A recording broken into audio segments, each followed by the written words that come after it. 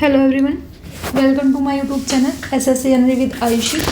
आज हम देखेंगे कि हमें लास्ट 30 डेज़ में सीपीओ के टारगेट में क्या क्या चीज़ें कंप्लीट करनी है। ठीक है, तो फर्स्टली आ जाते हैं, हमारे पास 30 डेज़ बचे हुए हैं, तो हमें देखना है हमें अपने 30 डेज़ में कैसे रिवीजन करना है, कैसे सारी चीज़ों को कवर करना है, कौन कौन से सब्जेक्ट या कौन कौन से टॉपिक्स हमारे छूटे हुए हैं जो हमें अभी पढ़ने की ज़रूरत है, कितने हमें न्यू टॉपिक्स पढ़ने हैं और कितना हमें अपने जो हमने लास्ट टाइम टॉपिक्स पढ़े हुए हैं उनका रिवीजन करना है। ठीक है, तो स्मार्ट स्ट्रेटेजी के साथ हमें अपना टारगेट्स कंप्लीट करना है। हमारे पास 30 डेज़ है और ये 30 डेज़ हमारे ऊपर डिपेंड करते हैं कि हमें अपने मॉक को कितने अच्छे से एनालाइज कर रहे हैं और कितना हम अपने गोल्स के पास हैं। ठीक है, तो देखते हैं क्या क्या चीज़ करनी होती है। चलो फर्स्टली आ जाते हैं। देखो, हमें अब कोई भी जॉब लेनी हो तो हमें सिलेक्टेड टॉपिक्स को रीड करना होता है। ठीक है, क्योंकि पढ़ते तो सभी हैं, आज के टाइम में सभी पढ़ रहे हैं, बट क्या पढ़ना है, किस तरीके से पढ़ना है, ये बहुत कम लोगों को पता है। ठीक है, इस जिसको बोलते हैं स्मार्ट स्ट्रेटेजी। ठीक है, तो वो काफ़ी कम लोगों को पता होती है और काफ़ी कम उसको फॉलो कर पाते हैं, क्योंकि हर किसी को स्मार्ट स्ट्रेटेजी से पढ़ना नहीं आता। ठीक है, तो चलो देखते हैं कैसे सारी चीज़ें कवर करनी है। तो पहले हम रीजनिंग की बात कर लेते हैं। रीजनिंग में हमें क्या क्या चीज़ें पढ़नी है और क्या क्या चीज़ें हमें कवर करनी है। ठीक है, ये हमारे इजी चैप्टर्स हैं। ठीक है, तो जो ये हमारे इजी चैप्टर्स हैं ये मोस्टली सभी कर लेते हैं, चाहे किसी ने किसी की यूट्यूब पे वीडियो देखी हो या नहीं देखी हो। ठीक है, या फिर आपका थोड़ा सा मैथ्स अच्छा हो तो आप भी इन क्वेश्चनों को अटेम्प्ट कर सकते हो ईजिली से। ये कोई इतना ज़्यादा हार्ड नहीं है और नॉर्मली से क्वेश्चन आते हैं, इतने ज़्यादा मॉडरेट क्वेश्चन भी नहीं आते हैं कि आपको इनको सोल्व करने में थोड़ी बहुत प्रॉब्लम फेस करनी पड़े। ठीक है, तो चलो देखते हैं आगे क्या क्या करना है, उन पे आ जाते हैं। सेकंड आता है हमारा मॉडरेट चैप्टर्स। जो हमारे ये मॉडरेट चैप्टर्स हैं, इसमें क्या होता है, इसमें हमें थोड़ा सीखने की ज़रूरत होती है, हमें सारी चीज़ें कवर करनी होती है, हमें थोड़ा सा पढ़ना होता है एक्स्ट्रा लेवल का, क्योंकि यहाँ पे आके ना हमारे थोड़े सिचुएशन बेस्ड क्वेश्चन आ जाते हैं जिसमें हमें थोड़ा सोचना पड़ता है, थोड़ा मॉडरेट टाइप के आ जाते हैं, थोड़ा दिमाग लगाना पड़ता है। जैसे ब्लड रिलेशन का हो गया, पजल हो गए, ठीक है, एनालॉजी के क्वेश्चन हो गए।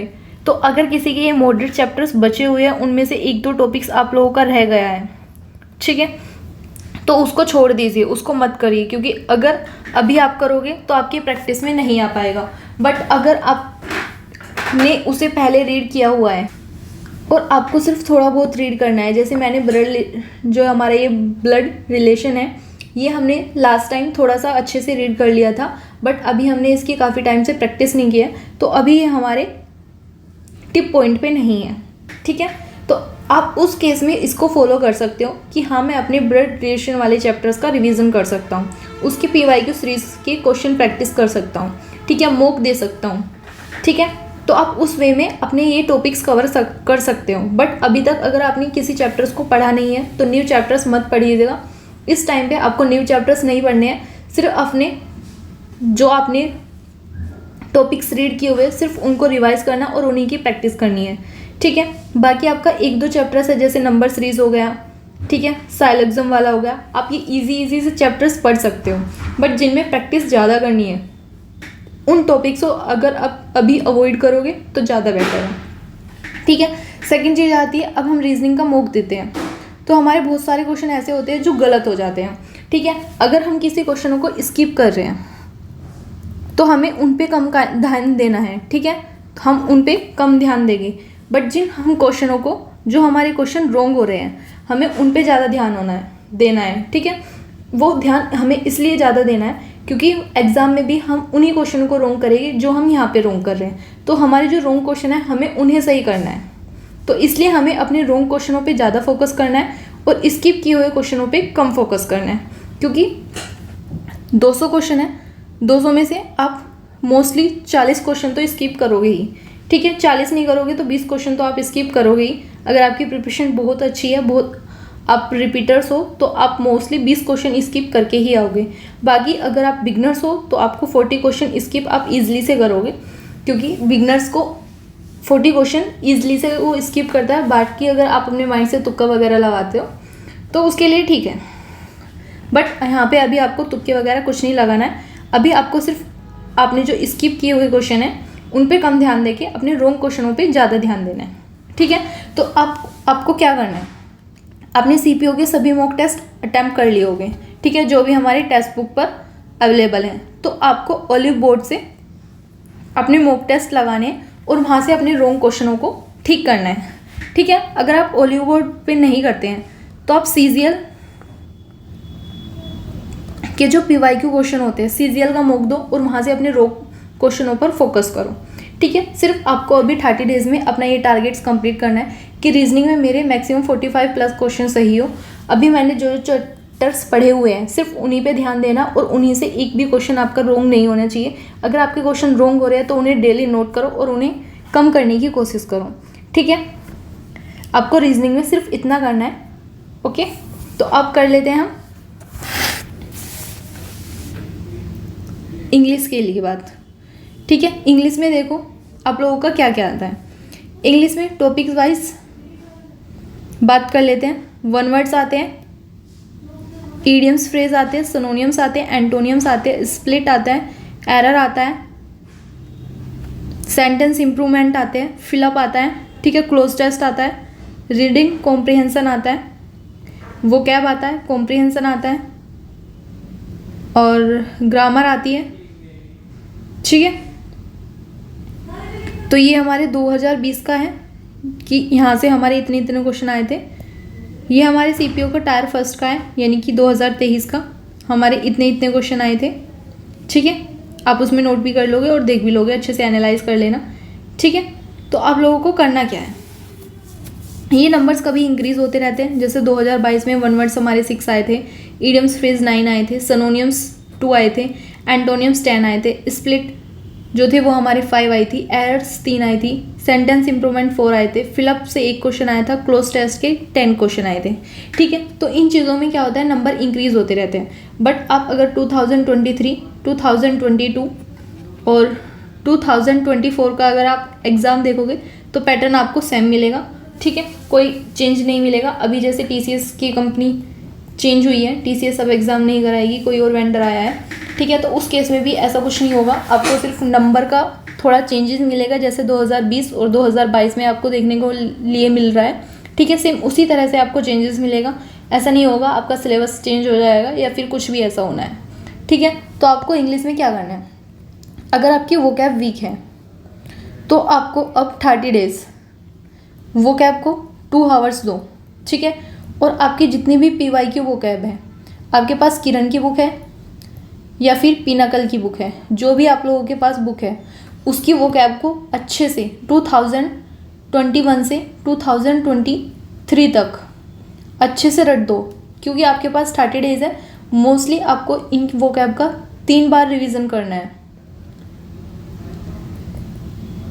ठीक है, 3 बार अच्छे से रिवीजन करना। अगर इसके बाद आपको टाइम मिलता है तो आप 2020 की भी कर सकते हो, बट मोस्टली 2021 से 2023 की वोकैब आपको अच्छे से लर्न होनी चाहिए, ठीक है, जिसमें idioms phrase, synonyms, एंटोनियम्स, one words और आपकी स्पेलिंग मिस्टेक्स, ये सारी चीज़ें कवर हो, ठीक है। इसके बाद भी आपका कोई डाउट्स रह जाता तो आप कमेंट सेक्शन में बता सकते हो। बट आपकी वोकैब अगर वीक है तो उसके लिए आपको यही फॉलो करना है कि मुझे PYQ वोकैब अच्छे से अच्छी खासी प्रैक्टिस के साथ रटनी है, ठीक है। कैसे भी करो, कुछ भी करो, बस PYQ आपको रट देनी है अच्छे से, ठीक है। लिख लिख के याद करो, बोल बोल के याद करो। फ़ोन में अगर आप कहीं भी खड़े हो, कहीं भी बैठे हो, कहीं किसी ट्रेन में या फिर बस से आप ट्रेवल करते हो, कोचिंग वगैरह जाते हो, आप रनिंग वगैरह के लिए भी जाते हो, कहीं भी जाते हो, अपनी फ़ोन में वोकैब ओपन करो, ठीक है, और उसको पढ़ते हुए जाओ, क्योंकि अभी आपके पास ये 30 डेज़ ऐसे हैं जिसमें आप अपनी लाइफ सेट कर सकते हो, ठीक है। अगर आपने 30 डेज़ में मेहनत नहीं किया तो आपकी पूरी साल की मेहनत ख़राब जाएगी, क्योंकि 30 डेज़ हमारे ऊपर बहुत ज़्यादा एक जैसे होता है ना कि हाँ हमारे पास सिर्फ 30 दिन बचे हुए हैं, हमें जो करना है इन 30 दिन में करना है। सिर्फ आपको वही सोच के चलना है कि ये 30 दिन मेरे लिए इतने इम्पोर्टेंट है, ये मेरी लाइफ बना भी सकते हैं और बिगाड़ भी सकते हैं, और मुझे अपनी लाइफ इस बार बनानी है। तो मुझे 30 डेज़ इतनी मेहनत करनी है जितनी मैंने पूरी साल में मेहनत की है, उसकी ट्रिपल मेहनत मुझे इन 30 डेज़ में करनी है, ठीक है। तो आपको वोकैब में कोई भी प्रॉब्लम है, कोई भी इशूज़ है, तो आपको उन सबको एक साइड रख के अपनी PYQ वोकैब को अच्छे से रट देना है, ठीक है। और इतनी प्रैक्टिस करनी है कि आप PYQ वोकैब का एक भी क्वेश्चन अगर आप अटैम्प्ट करो तो वो आपका सही हो, रॉन्ग नहीं होना चाहिए, ठीक है। और अगर आपको ग्रामर्स में या क्लोज टेस्ट या फिर कॉम्प्रिहेंशन में कोई प्रॉब्लम है तो उसके लिए रीडिंग करो और ज़्यादा से ज़्यादा रीडिंग करो, क्योंकि जब आप वोकैब पढ़ोगे तो आपकी रीडिंग स्किल भी अच्छी हो जाएगी, ठीक है। क्योंकि हमारी वोकैब पे ही हमारी रीडिंग स्किल्स डिपेंड करती है कि हमें कैसे उसको फॉलो करना है, क्या चीज़ें हमें नहीं आ रही है, किस तरह से लैंग्वेज क्लोज टेस्ट में कॉम्प्रिहेंशन में यूज़ होती है जो हम समझ नहीं पा रहे हैं, वर्ड्स के मीनिंग नहीं समझ पा रहे हैं। तो जितनी अच्छी आपकी वोकैब होगी उतनी ही अच्छी आपकी इंग्लिश होगी। और ग्रामर रूल्स अगर अभी तक किसी ने नहीं पढ़े हैं तो प्लीज़ मत पढ़ना, क्योंकि अगर आप अभी ग्रामर्स रूल्स को पढ़ोगे तो कोई बेनिफिट नहीं होगा, कन्फ्यूज़न हो जाएगा बहुत ज़्यादा, ठीक है। और सिर्फ 5 क्वेश्चन आते हैं फर्स्ट एग्ज़ाम में, तो अभी आपको नहीं पढ़ना है। अगर किसी ने भी ग्रामर रूल्स को नहीं पढ़ा है तो उन्हें स्किप कर दीजिए। बाकी अगर जिसने पढ़ा है तो इन 30 डेज़ में उन्हें सिर्फ 3 बार अपने ग्रामर्स रूल का रिवीजन करना है। बाकी आप लोगों को सिर्फ प्रैक्टिस करनी है, क्योंकि प्रैक्टिस से हमारे रूल्स भी याद रहते हैं, सारी चीज़ें हमारी प्रैक्टिस से कवर हो जाती हैं। तो इस टाइम में आपको ज़्यादा से ज़्यादा मॉक देने और मॉक में जो रॉन्ग क्वेश्चन गलत हुए सिर्फ उन्हीं पे फोकस करना है, ठीक है। अब कर लेते हैं मैथ की बात, ठीक है। मैथ में सबसे फर्स्ट अगर किसी ने DI नहीं पढ़ा है तो उसको DI पढ़ना है, क्योंकि यहाँ से क्वेश्चन बहुत ईजी आते हैं और आपको DI के मैक्सिमम से मैक्सिमम 40 क्वेश्चन PYQ के लगानी है, ठीक है। अगर किसी ने मेंसुरेशन नहीं पढ़ा है तो मेंसुरेशन के ऊपर के टॉपिक्स पढ़ लीजिए, फॉर्मूलाज वगैरह रीड कर लीजिए और यहाँ से आप 30 क्वेश्चन प्रैक्टिस कर लो, PYQ इनफ है। इसके बाद आ जाते हैं किसी ने टिग्नोमेट्री नहीं पढ़ी है तो सिर्फ फॉर्मूला पढ़ लो, एक दिन का काम होगा। और उसके बाद 20 PYQ क्वेश्चन टिग्नोमेट्री के चैप्टर वाइज आपको टेक्स्ट बुक पे मिल जाएंगे, वहाँ से 20 क्वेश्चन लगा लीजिए, आपकी टिग्नोमेट्री भी अच्छी खासी हो जाएगी, ठीक है। बाकी आपको न्यू चैप्टर्स इसमें कुछ नहीं पढ़ना है। अर्थमेटिक्स में आपने जितना पढ़ा हुआ है सिर्फ उतना पढ़ा हुआ रखिए, उनकी प्रैक्टिस कीजिएगा। बाकी कुछ एडवांस का कोई टॉपिक्स नहीं पढ़ना है, सिर्फ DI पे फोकस करना है, मेंसुरेशन पे और टिग्नोमेट्री पे।